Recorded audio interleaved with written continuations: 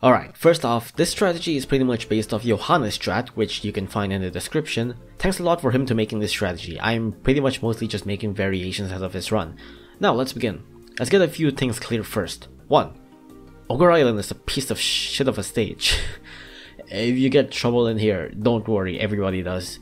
2. If you want to save your sanity, boost your Paris, get them to Cyborg, use Rich Cat. No Rich on this stage sucks, you can pretty much die before you hit the base, and if it's not Monday, you can use Radar on Guardian of the Ranch on The Legend Begins, which can drop you a Rich Cat. First, let me talk about these runs that I have, and I will talk a bit about on Uber's usage a bit later. Now for this particular strat, before you hit the base, everything is pretty much about the same. You just spam Meat Shield, spam Paris and everything, you know. Other than Paris, there's also Jama, Dragon, Luxury Bat, and Bahamut. They're all pretty good choice here. Some other stuff are also pretty decent, but these are pretty much the ones that I would highly recommend. Ororun, however, isn't really good here, and I will get to why a bit later. Now, when you're about to hit the base, that's where it starts to get a bit unique. You'd want to make sure that by the time you hit the base, there's pretty much no meat shields, or at least a very minimal amount of meat shields on the field.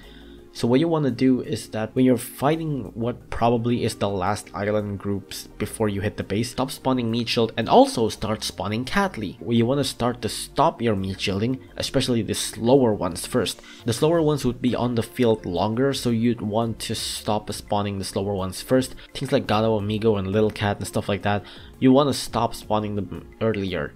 You can stop spawning faster units a bit later though, so things like Medic Mohawk and Medic Eraser, you can keep spawning them until just you're about to hit the base if you're not sure enough on where to stop. Since they're fast, they usually die quick enough.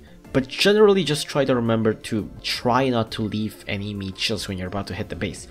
Now when you spawn Berserker, this is where the strat starts to shine. If you consider that there are no meat shields on the field, Berserker won't hit anything.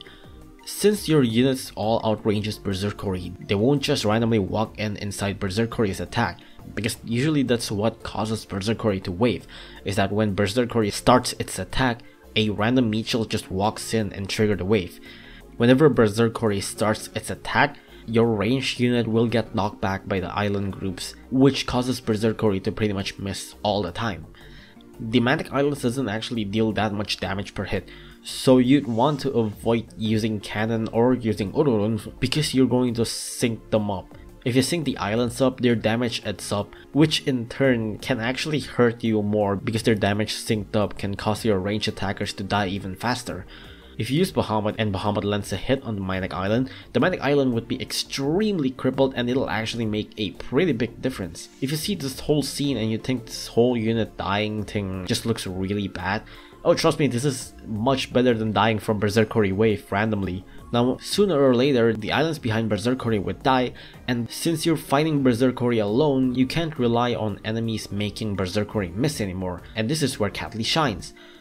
Since you're fighting Berserker without meat shield, if you use Catly, you can permanently knock back the Berserker, which means that you can prevent Berserker from attacking at all.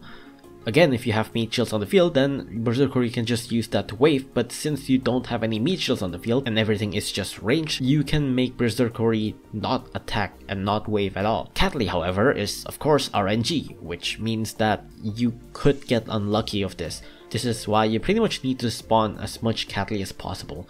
Generally, if you have 2 or 3 Catlys on the field, it's consistent enough. Now, after a while, Berserker would sooner or later die, and after that, if all goes well, you can just Cyborg spam to victory. Mind you though, you can still die here. You need to manage your money and you also need to manage your cat limit. Cyborg obviously uses up a lot of money, and it also takes up a lot of the cat limit. You have to balance out your spendings on Cyborg so that you don't run out of cash without killing any Manic Islands, because killing Manic Islands is pretty much your main source of cash. You might also want to try to focus more on the offense and not spawn too much slow meat shields, because slow meat shields takes up a lot of cat limit, which, you know, those could have been Cyborgs, let's just say. And you'd want to push as fast as possible. And again, be wary of Brollows. There might not be much you can do about it. You kinda have to get lucky for that. That's pretty much about it for the main part of the strat. The strat gets more consistent with stronger Paris or stronger Cyborg. It is possible with weaker, but it's much more inconsistent. There's a good chance that you might die before you hit the base or even after you kill Berserkori. Brollows sucks, man. Brollows sucks.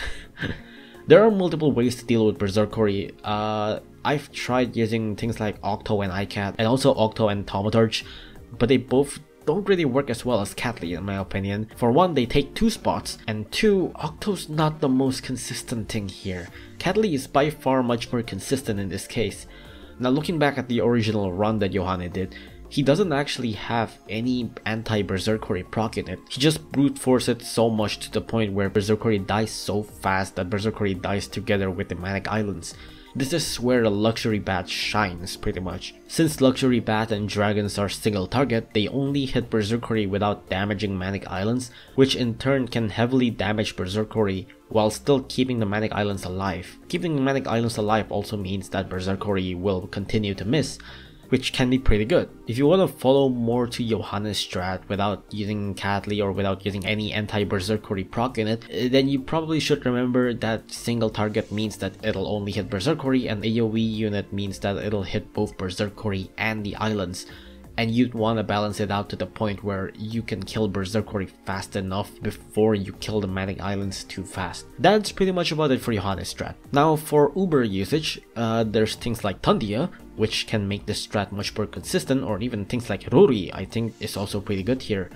Ice Cat and Eva OO can disregard Berserkori if you protect them well enough, because you know, Ice Cat can perma-freeze Berserkori and Eva OO can disregard waves. But you really have to protect Eva OO because Eva have a very short range. If you have Epic Fest exclusive, especially Shadow Gao and Dark Tanyan, they can kill the Manic Islands very fast, which also means that you will fight Berserkori alone pretty much most of the time. This means that you have to focus on anti-Berserkori units such as iCat, Octo, Thaumaturge, or Catly. You might not want to mix Catly up with these units though. Cat Machine, I believe if you use the original strat, you can single out Berserkori and then use Cat Machine there. You can't really use Cat Machine when there are islands around because islands just completely trash Cat Machine very quickly.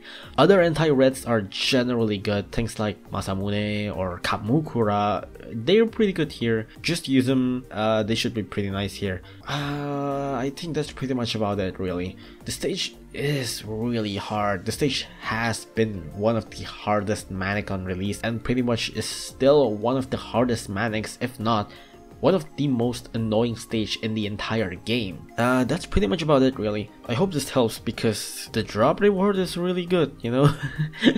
Yeah, but anyways, I hope this helps. Now, thanks for watching.